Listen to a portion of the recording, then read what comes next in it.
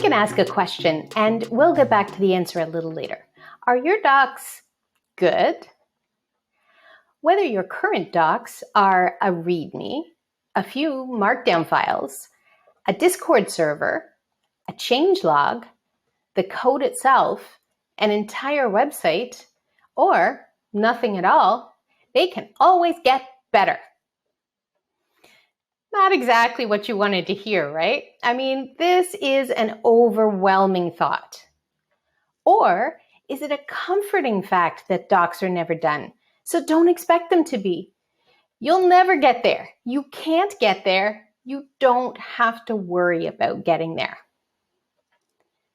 With docs, you cannot let the perfect be the enemy of the good enough, or the not worse than what we had before.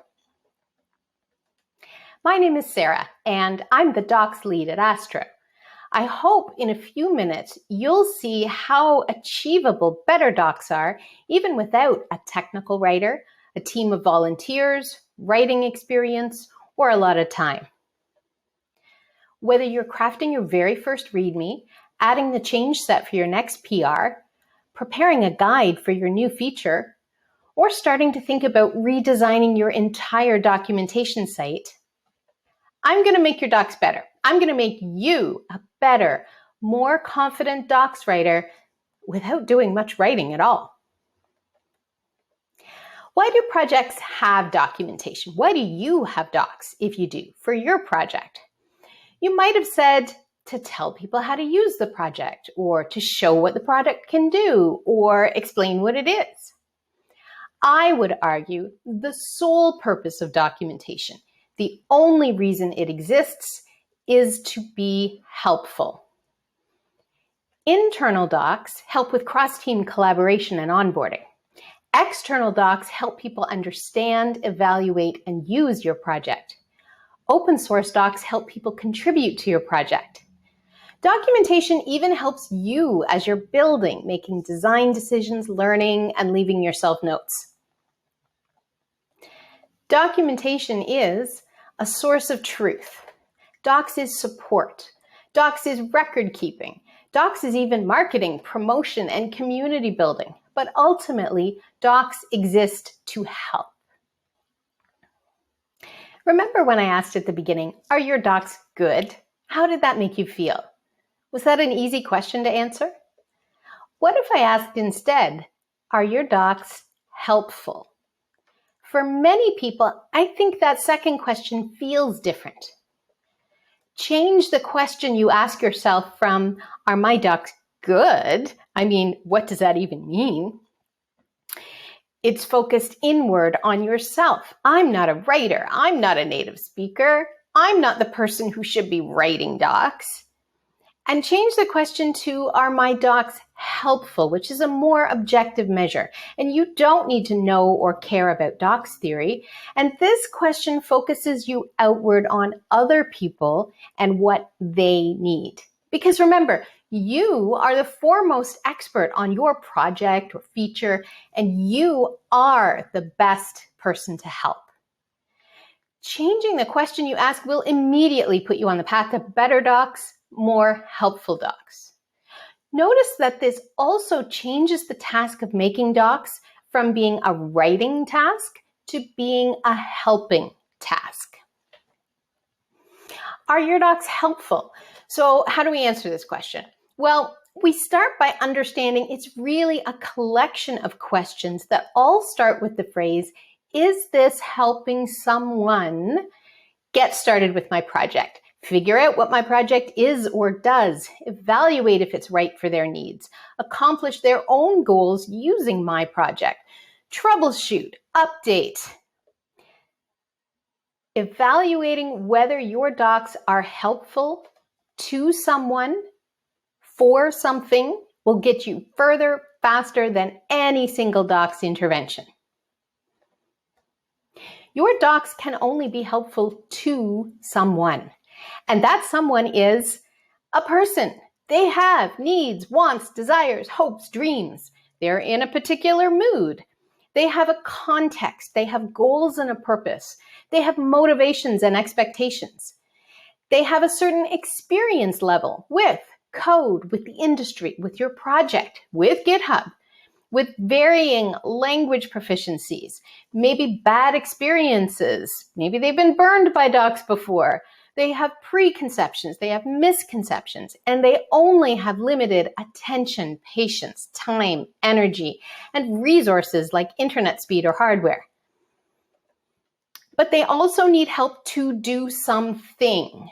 Learn, conceptualize, evaluate, achieve, build, fix, test, upgrade, improve, experiment, convince themselves or someone else to use your project, solve a business problem, solve a technical challenge. Docs should ultimately be helpful, though, at getting people out of docs and back into using your project. But let's go even further and define helpful documentation. Clear and correct, or in other words, if your docs are wrong, they are not helpful. If your docs are factually wrong, if they're misleading, if they're outdated, if they're correct, but so confusing you'd never know it, they're not correct. They are wrong. Now, when I say correct, I don't necessarily mean complete or comprehensive. In fact, you might have some existing documentation that isn't helping anyone do anything right now. If you have open source documentation or a way for people to contribute, then their feedback is at least a roadmap for you to follow and prioritize what's missing that's actually important. Action items. Read every statement in your docs for accuracy. Or if you're starting fresh, only write true statements. Also, go through each part of your docs and identify who this helps and what it helps them do. Less is more, both in style and content. If you add extra content, that hides the good stuff and makes it less clear to the reader what they do or don't need to know.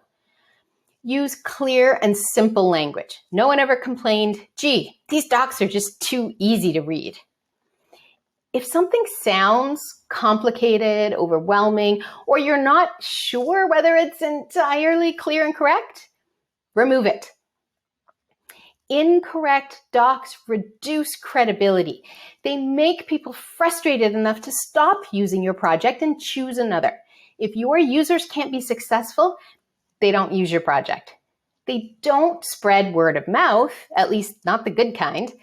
They don't create items themselves that showcase your project, and they don't contribute back and improve your project. No documentation means I go look somewhere else for information. Incorrect documentation means I waste my time.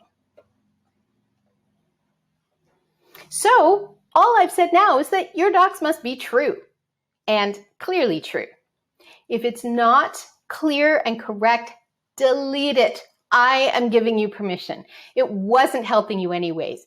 It was frustrating people trying to use your project and potentially generating ill will and bad vibes.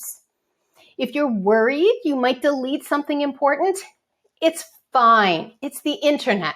Someone will tell you. Now, you've made your docs better. You haven't even written a single thing. But we're going to take things one step further and make your docs even more helpful. Navigable and discoverable. Can people move around your documentation and find what they need? Are things where people expect to look for them? If they first look in the wrong spot, can they easily get to the right spot? This is also called information architecture, and we could get into things like signposts and escape hatches and off-ramps. These are all the structural things we add to our documentation to help people easily and quickly situate themselves and move around. Remember that a lot of people will enter your documentation from a web search and not necessarily on page 1. When someone finds you, can they get where they need to go before they lose hope? The good news is, if there's only one page, they can't be on the wrong page. Now, I'm totally serious.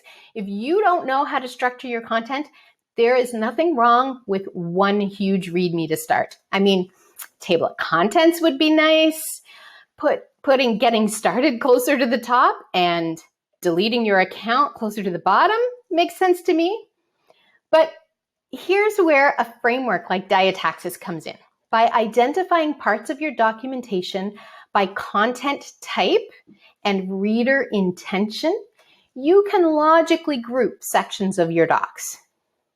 If the only reason docs exist is to be helpful to someone trying to do something, then the first step in organizing your content is thinking about what your reader needs help doing and making sure you can direct them to the material that actually helps them. For example, if they're coming to quickly look up a reference value, like a property name or config option, make sure they don't get stuck in a beginner tutorial. If they want to learn about your project, what it is, what needs it solves, don't make them get stuck in implementation details. But the key thing is, if someone is not reading your docs like a book, top to bottom, first page to last page, do you have a plan for how they will find your clear and correct information?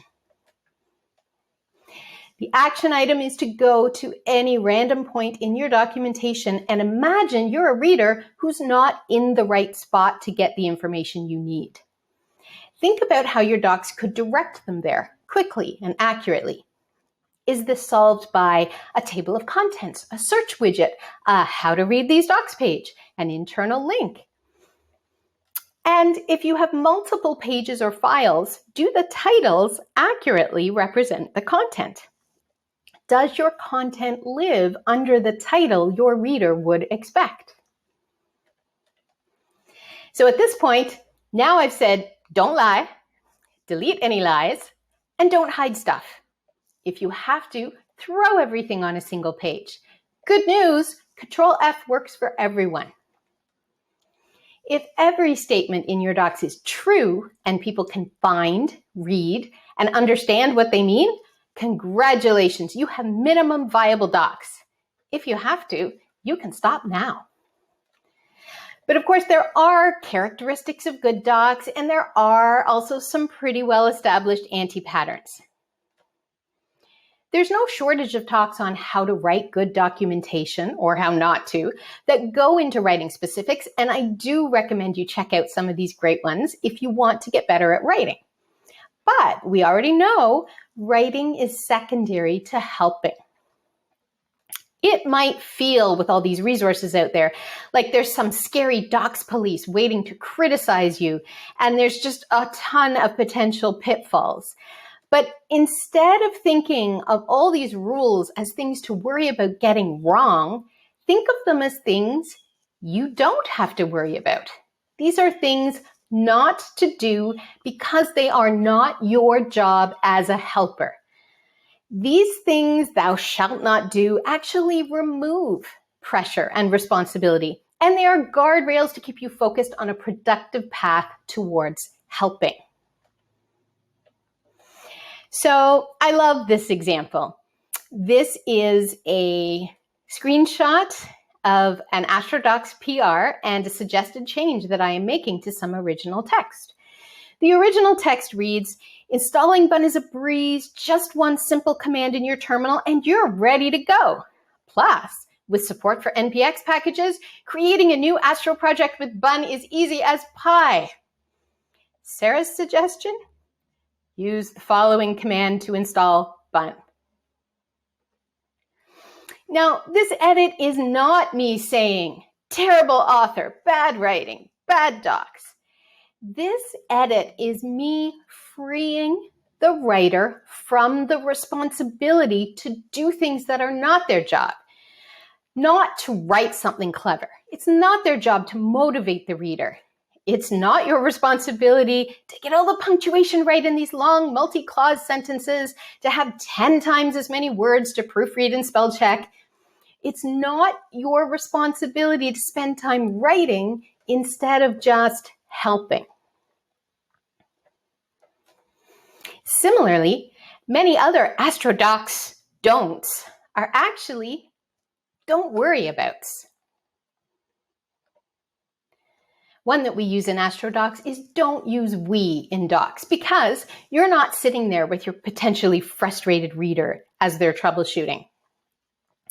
But this actually frees you, the writer, from the extra work of checking that all your we, us, our, let's all agree and are consistent throughout your documentation. You know what's super easy to check? You and your. Using you also naturally puts the emphasis on your reader and what they are doing and what their setup is like. Using our can trick you into thinking about your own context or situation. And often, these instructions work without any you or your at all, and your sentences become cleaner and clearer and easier to write. Another one we use in Astro Docs is don't use should. Decide whether your reader must do something, it's mandatory, or if they could optionally choose to only present true choices. Again, sounds like a rule we just made up, but I guarantee you we are freeing you from feedback from this poor, confused reader. You should create a new folder. Do I have to? What if I don't? What's the best thing to do? How bad is it if I don't? Your sentences also get clearer. Why waste time getting your own sentences perfectly constructed when we are giving you permission to avoid writing and just tell someone directly what to do? Even if more things are possible, if you want them to do this one thing to have a successful outcome, just say it that way. We free you from the responsibility of describing every possible path when you, the expert in your project, already have a recommendation for a happy path. You can help. Don't write, just help.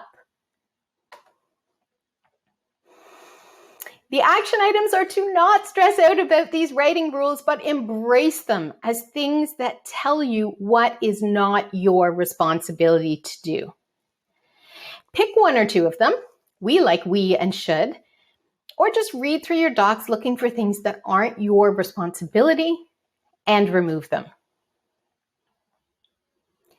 If docs' only purpose is to be helpful, then the existence of your docs is a promise of help. If you want to up your docs game, pay attention to the promises your docs are making and evaluate whether they keep that promise. Do getting started instructions have all the key steps that someone needs to set up a new project? Is your API reference easily scannable so someone can quickly look up a value and get back to building? A broken promise is worse than no promise at all. In conclusion, think of yourself as a helper, someone who just happens to be helping in writing. Helpers don't need to entertain or write beautiful stories. They need to make clear, correct information available, ideally in such a way that readers can discover and navigate it. And the best help is contextual. It is for someone who is trying to do something specific. This person may not also be in the greatest state to receive help, but they need it. So don't overwhelm them. Less is more. You can probably improve your docs right now by deleting, not writing more. Delete words like should, delete outdated or unmaintained docs, even if you can't yet replace them.